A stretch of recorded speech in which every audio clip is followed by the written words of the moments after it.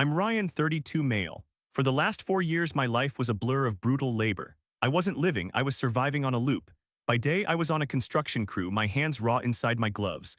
By night, I was in a warehouse, my back screaming as I loaded trucks. Weekends were spent delivering food, chasing orders through every kind of weather. Every dime I earned, every ounce of energy I had went to one person, my fiancée, Bridget.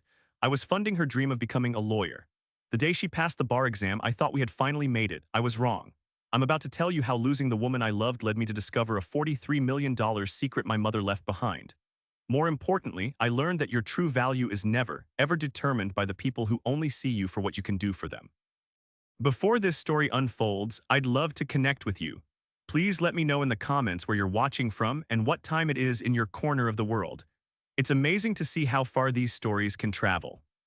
My entire existence was calibrated to support Bridget's ambition. Our apartment was less a home and more a library, every surface swallowed by case studies and legal pads. She came from a comfortable family that helped with her undergrad, but she insisted she wanted to earn law school on her own. I later realized that just meant I would be the one to pay for it, not her parents. I dropped out of my own community college classes. I'd been studying business, dreaming of opening a garage like my dad to make her dream possible. My life became a punishing schedule. My construction foreman, Walter Henning, a tough old guy who'd seen it all, would just shake his head when I'd show up before sunrise, already looking exhausted from my overnight warehouse shift. "Decker, you're a ghost," he'd grumble. "You're going to work yourself into an early grave for that girl." "It's an investment in our future, Walter," I'd always say. My partner on the site, Jerome, was more direct. "An investment is supposed to pay you back, man," he'd warn me, offering half his lunch. "All I see is you giving and her taking." I defended her every time. I'd tell them about her drive, her brilliance. I'd watch her practice closing arguments in our living room full of fire and passion, and I'd feel a swell of pride. I was helping her achieve something great. I never let her see how bad it was. She never saw me sleeping in my truck for 20 minutes between shifts or eating instant noodles for a week straight so she could buy a new suit for an internship. I was her foundation, she always said. I just never realized a foundation is meant to be hidden underground and built upon. The text came on a Tuesday. I passed. I let out a yell right on the construction site. Walter, in a rare show of emotion, actually smiled and told me to take the rest of the day off, paid. I was flying. I drove to the fanciest wine shop in town and spent $200 I didn't have on a bottle of real French champagne. I even bought a bouquet of roses from a florist, not a supermarket. Bridget was celebrating with her law school friends at Vincenzo's, a place so expensive that the appetizers cost more than my daily wage.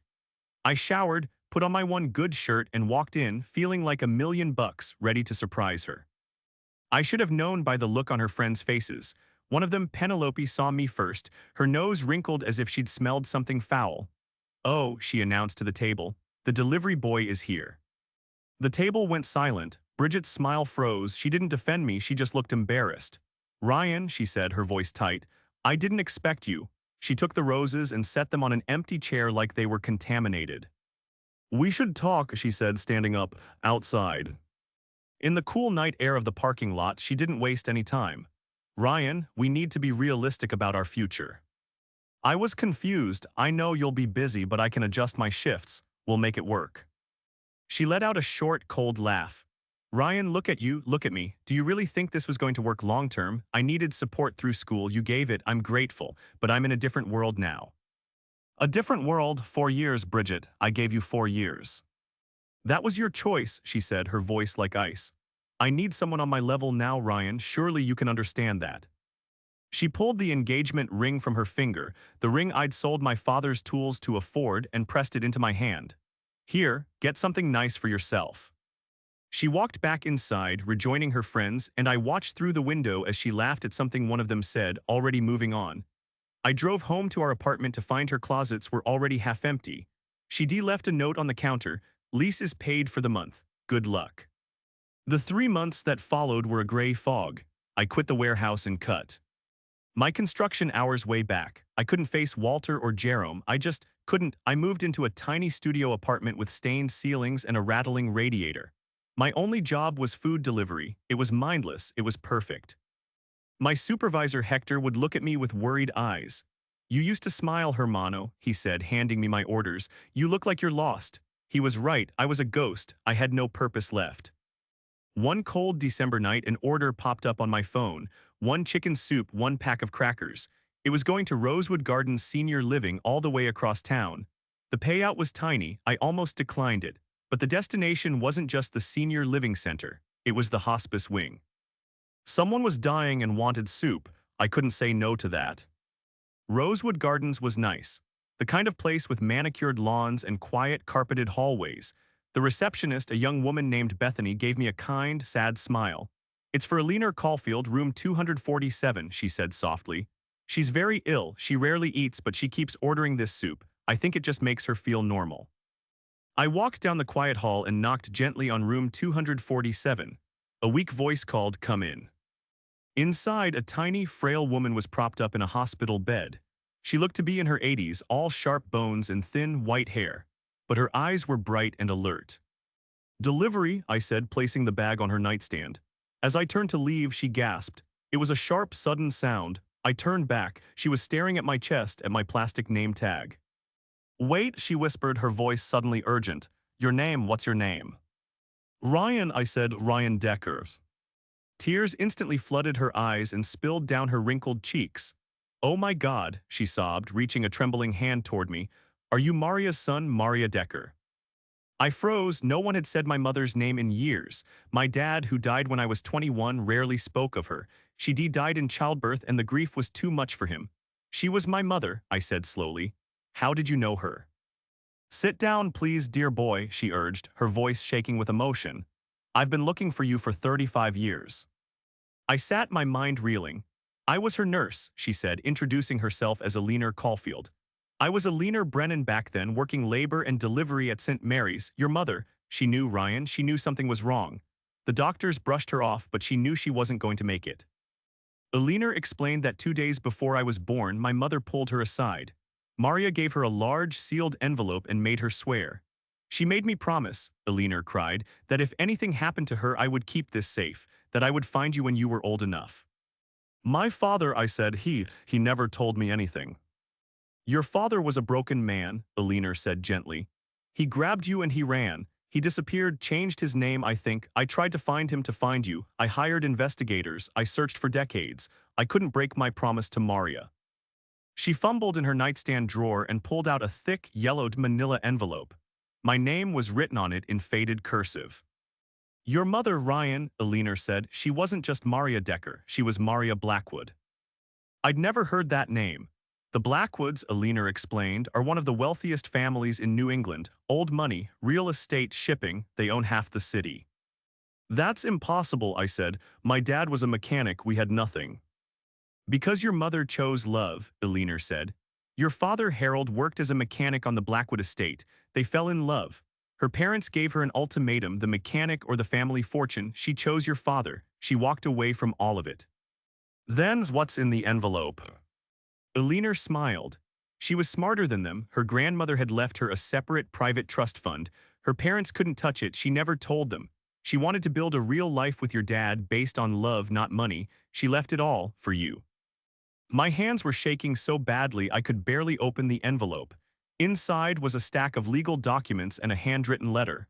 "Read the letter first," Eleanor whispered. I unfolded the delicate paper. "My dearest Ryan, if you are reading this, it means I didn't make it. Please know, my sweet boy, you are not the cause, you are the purpose. I am writing this because I know I won't see you grow up and I need you to know you are loved. Your father is the best man I have ever known. I kept this secret from him because I needed to know he loved me for me, and he does. But I cannot leave you unprotected. My grandmother left me a trust fund that matures on my 35th birthday. Since I will not be there to claim it, I have arranged for it to transfer to you. The executor is a good man, Arthur Caulfield, the husband of the kind nurse who will give tea. His to you. But there's more. I've used my own small savings to invest in companies I believe will change the world, little tech startups. Apple, Microsoft. I don't know what they will be worth, but I pray it gives you freedom. My parents, your grandparents, are cold people. They told me I would regret choosing love. They were wrong. My only regret is not seeing your face. Never let anyone make you feel you are not enough. You are the son of Harold and Maria Decker. You are worth everything. Love, Mom."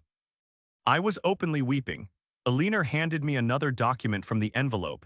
It was a recent portfolio statement. I couldn't understand the numbers, they didn't seem real. Her husband, Arthur, Alina said, was a brilliant investor. He managed your mother's trust like it was his own. He passed 2 years ago, but the firm he hired has managed it since. I finally focused on the bottom line, the initial trust, the stocks, with decades of growth and interest. The number was just over $43 million. I need someone on my level, Bridget had said. The irony was so bitter it choked me. Alina pressed a small key into my palm.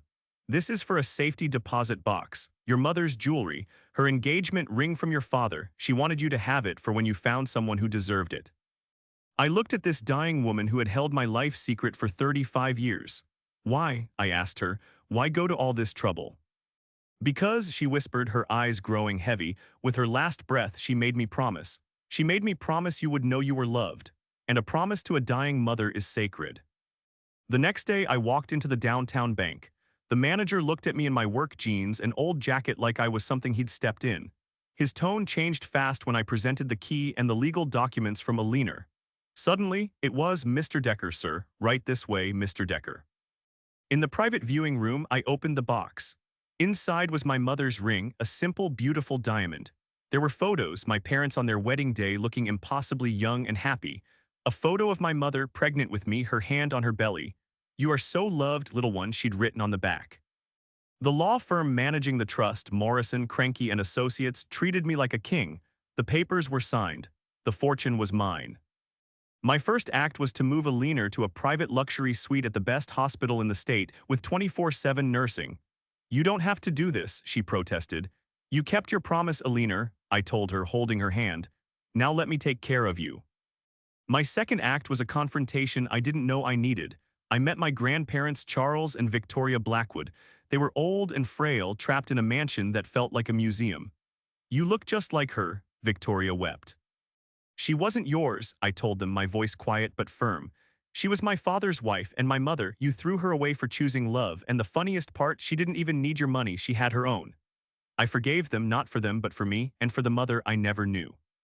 Then came the confrontation I wanted no part of.